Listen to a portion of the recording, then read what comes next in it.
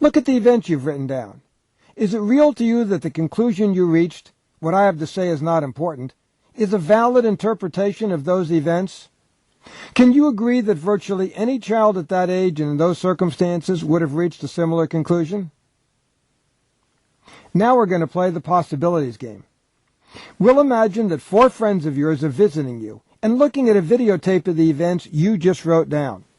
Your interpretation of those events when you were a child was, what I have to say is not important. That is one valid interpretation of Mom and Dad's behavior. That interpretation wasn't wrong, but there are other reasonable interpretations of the same childhood events that you just didn't think of as a child. So let's ask each of your friends for another alternative interpretation.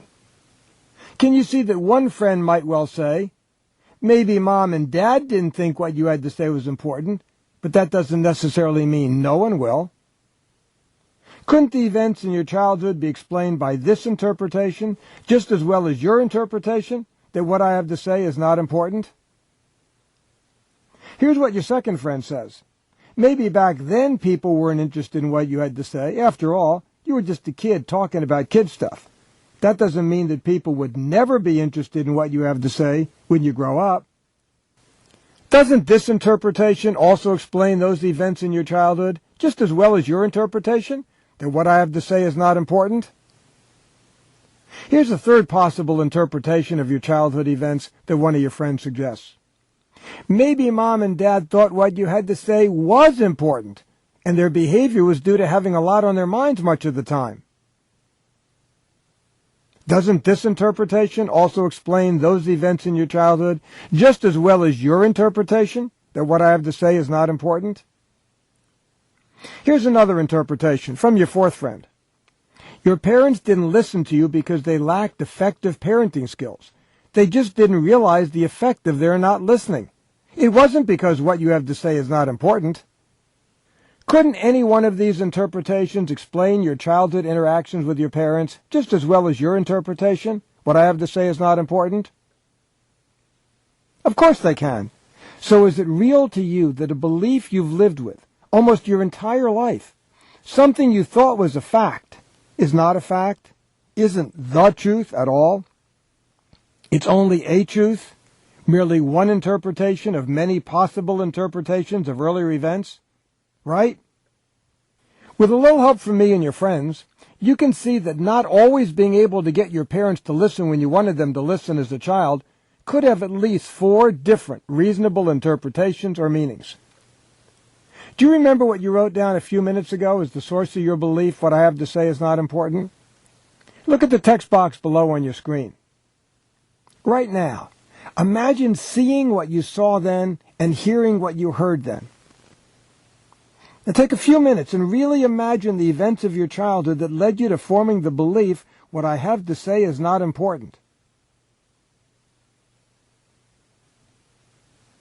Didn't it seem when you were a child as if you could actually see what I have to say is not important in those early events with your parents? It did, didn't it? You may have the sense you didn't see the belief, you felt it. Once you formed the belief what I have to say is not important, you probably did feel it. I'll get back to the feeling in a minute. But what I'd like you to focus on now is not the feeling, but on my question. When your parents didn't pay attention to you, didn't it seem as if you saw what I have to say is not important? As if you could point to it? As if you could have said to me, Morty, can't you see what I have to say is not important? I didn't hear you. Did you say yes? Now that you think you saw what I have to say is not important as a child, I'd like you to look again. Did you really see what I have to say is not important?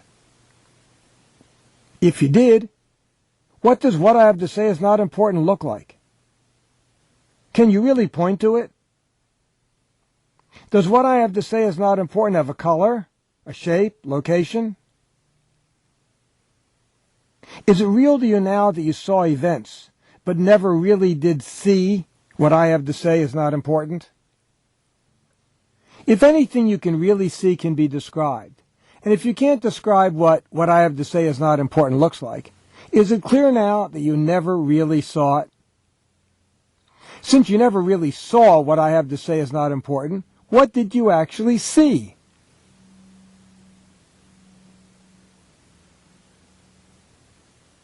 Is it clear now all you really saw was your parents not paying attention to you when you wanted their attention?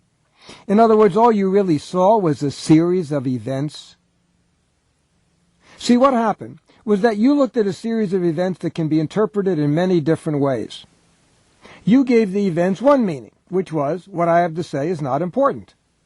By attributing that specific meaning to the events, each time your parents didn't listen to what you had to say, it was as if you could see that meaning in those situations. But you didn't discover the meaning in the events, you gave the meaning to the events. They had no meaning before you created one. Is it real now that the events had no meaning until you gave one to them? Here's another way to understand that events have no inherent meaning. When I say that, I'm saying you don't know anything for sure about whether what you say is important or not as a result of these childhood experiences. What do I know for sure about how much attention people will pay to you in the future?